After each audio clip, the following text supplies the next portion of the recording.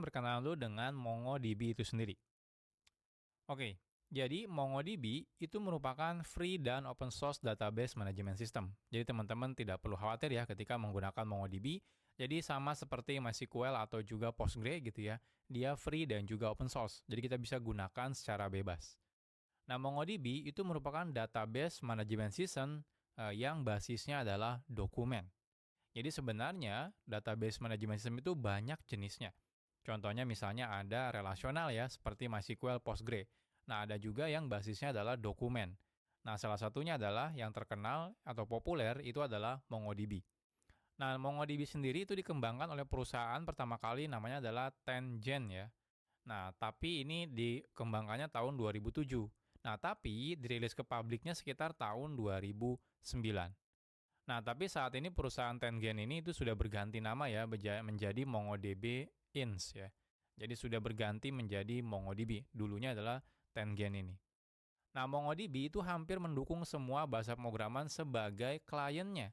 Jadi tidak usah khawatir ya, walaupun MongoDB ketika kita belajar langsung gitu ya, itu menggunakan JavaScript. Tapi nanti kalau teman-teman misalnya belajar membuat aplikasi menggunakan Java atau PHP atau yang lainnya gitu ya, itu juga MongoDB mendukung klien untuk bahasa pemrograman lain. Jadi tidak usah khawatir. Nah, yang paling penting adalah MongoDB itu tidak menggunakan SQL ya. Jadi ketika teman-teman melakukan insert, update, delete, perintahnya itu tidak menggunakan SQL. Nah, jadi kalau teman-teman langsung ya menggunakan MongoDB kliennya misalnya, teman-teman harus menggunakan ya JavaScript ya sebagai bahasa utama untuk memanipulasi data ke database si MongoDB-nya. Nah, karena MongoDB ini adalah open source, jadi teman-teman bisa lihat source code-nya itu ada di dalam sini ya. Di website ini adalah github.com/mongodb/mongo. Jadi ini adalah source code dari si MongoDB. Jadi ini adalah open source, jadi kalau teman-teman mau kontribusi juga teman-teman bisa ya. Nah, di sini. Nah, ini kita bisa lihat language-nya, bahasa pemrograman yang kebanyakan digunakan yaitu adalah C++. Jadi MongoDB kebanyakan dibuat menggunakan bahasa pemrograman C++. Oke, sekarang pertanyaannya kenapa ya kita harus belajar MongoDB?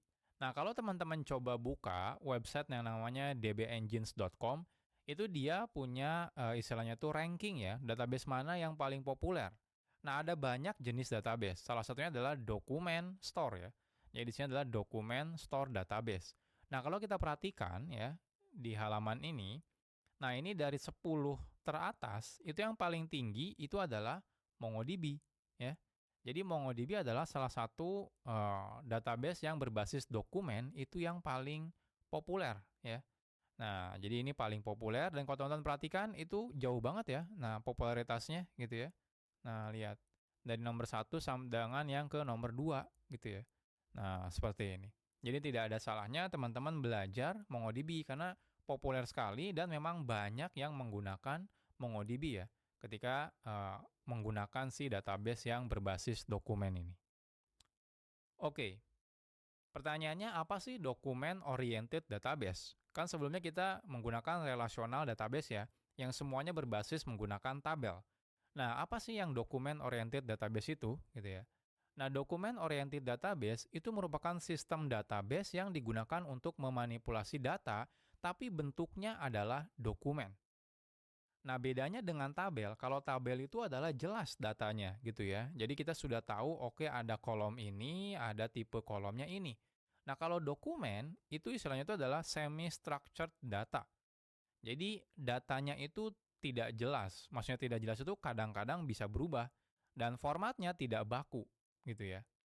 Nah, selain itu, bentuknya kalau dokumen ya, sebenarnya banyak ya bentuk dokumen itu, tapi rata-rata, contohnya kalau di MongoDB, dia menggunakan bentuk datanya itu adalah JSON, ya. Makanya teman-teman kalau familiar dengan JavaScript mungkin tahu ya JSON itu apa. Nah, jadi format datanya seperti JavaScript object, ya.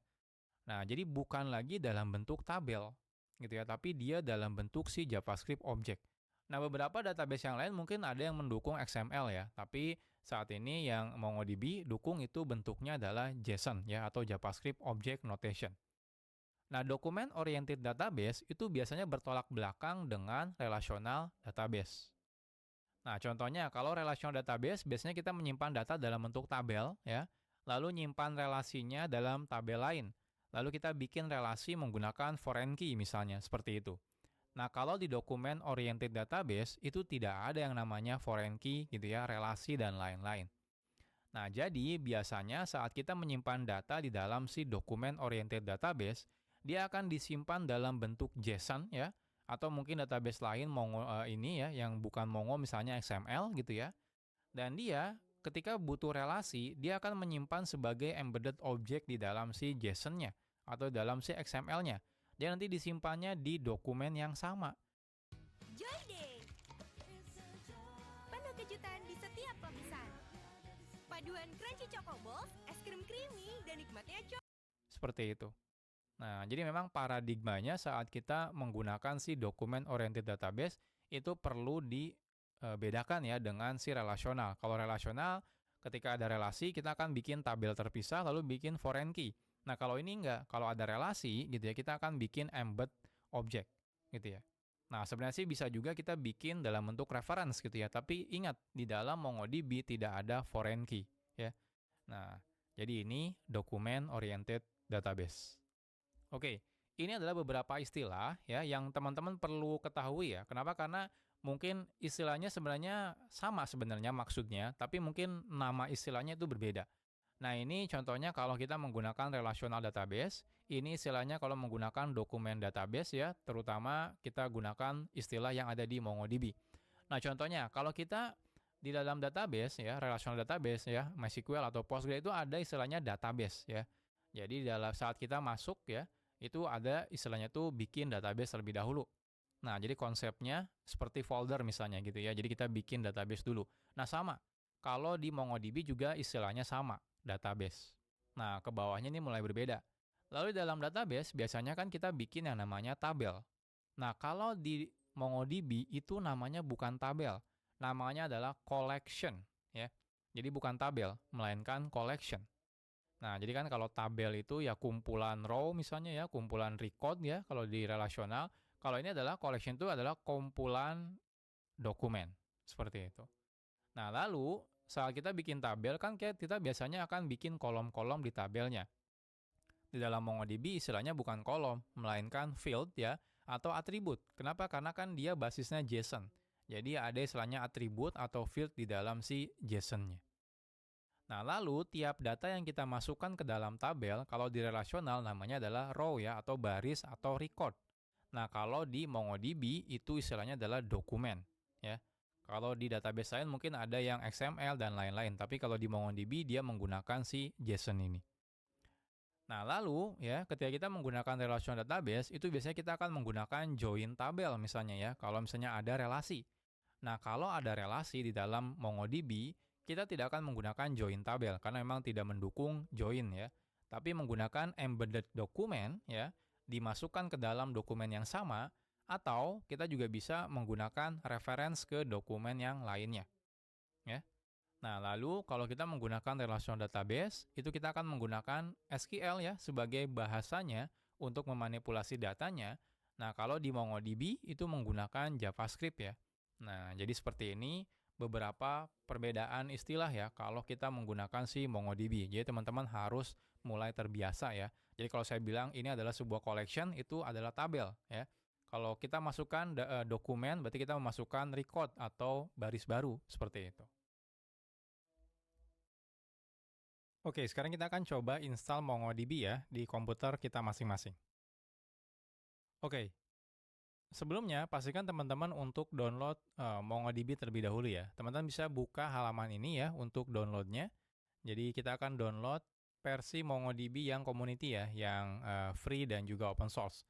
Jadi di sini di dalam produk teman-teman bisa pilih menu yang community ya. Nah, di sini kita ada MongoDB Community Server.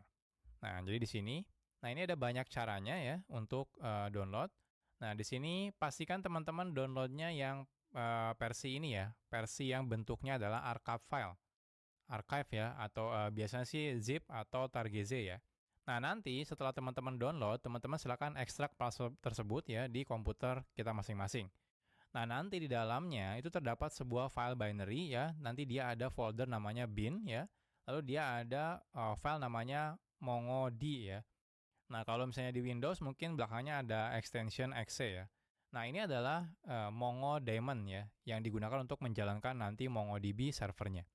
Oke, jadi nanti di halaman download ini, teman-teman silakan pilih. Saat saya buat tutorialnya ini ya, versi terbarunya adalah versi 7. Silakan teman-teman download versi yang terbaru. Oh, di sini platformnya, sistem operasinya teman-teman silakan pilih ya, sesuai dengan sistem operasi yang teman-teman gunakan ya. Misalnya di Windows atau di Mac dan lain-lain. Oh, di sini package-nya ya. Nah, silakan pilih ya. Nah, contohnya kalau di Windows kita cek. Nah, ini mungkin saya rekomendasikan yang zip ya. Kalau MSI itu dia installer ya. Jadi saya sarankan yang zip.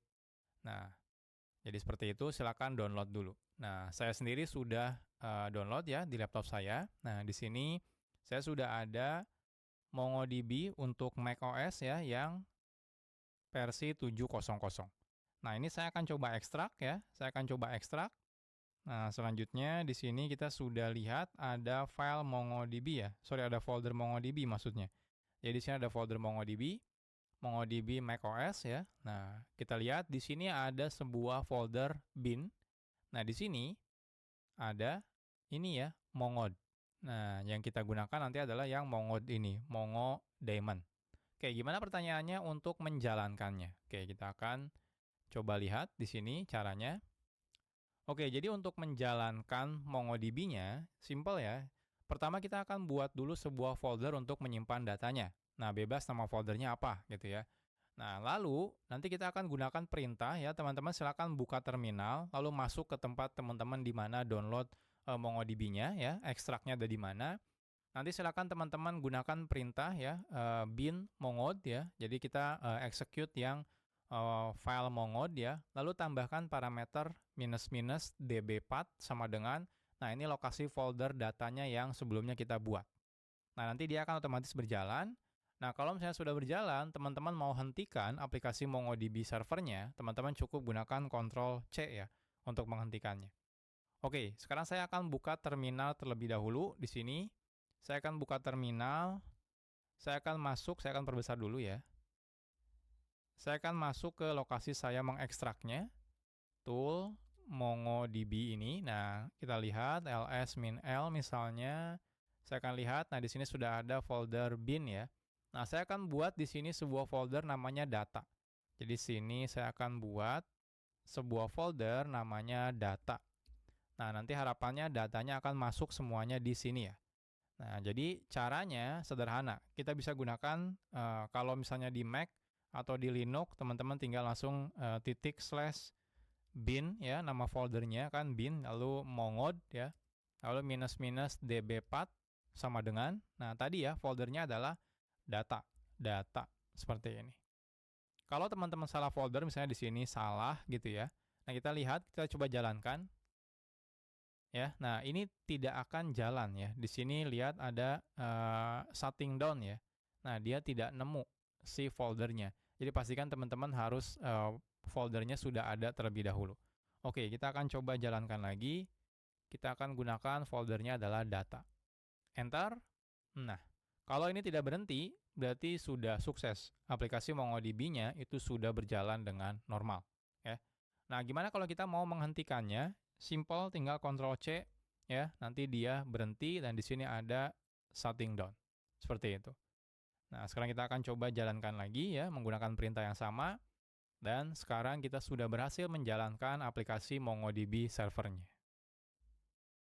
Meet CodeRabbit, the AI-powered code reviewer.